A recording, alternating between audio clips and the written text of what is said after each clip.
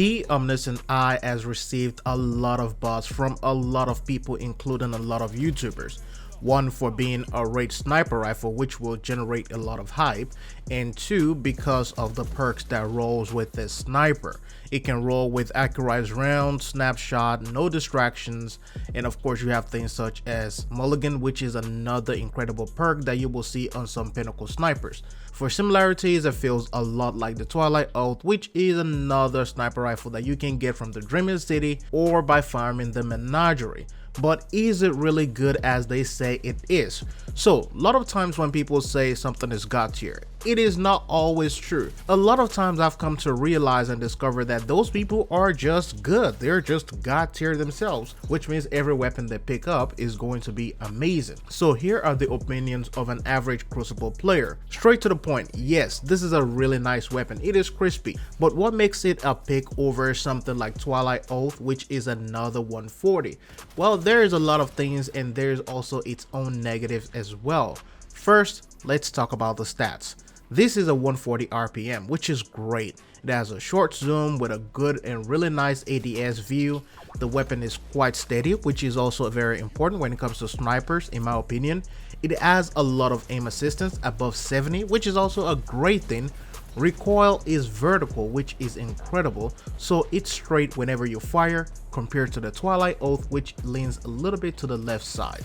It has great handling, and once again, it can roll with Mulligan and perks such as no distractions. No distraction is going to help you and stop you from being flinched, and of course, Mulligan is going to return 1 ammo to your magazine if you miss. Now that is also a game of chance. If there is ever any downside to this weapon, it will be to the whole archetype of 140s and being that they have a very small range. However, we're just gonna have to learn to live with that. Now, if you get a god roll with accurized rounds, no distraction, and snapshot, then you are good to go. But that can also take you weeks of grind to even get something with that combination. In addition to that, some perks such as Mulligan can be useless in these snipers. It doesn't proc 70%, 80% of the time. And this is why I think Twilight Oath might be your best option when it comes to snipers if you just want a really good energy sniper rifle. You can also run Menagerie and just roll constantly till you find the best roll.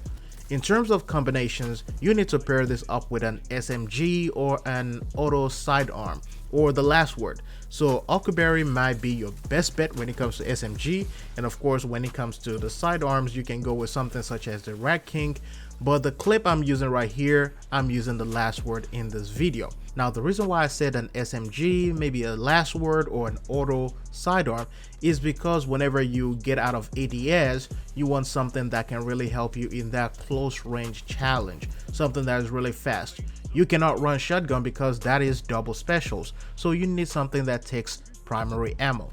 So last word received some changes, so it's a lot better and much accurate whenever you're using a controller or whenever you're on console. So as an avid controller user on PC, I know it's crazy, but as a controller user, it feels a little bit better, and I paired these two together. Other than the guilty pleasure of this weapon, the way it sounds or how it feels or how it looks, this is not the end all be all type of sniper. It is not the best in the game. If I have to rate it, I would just give it a 6/10.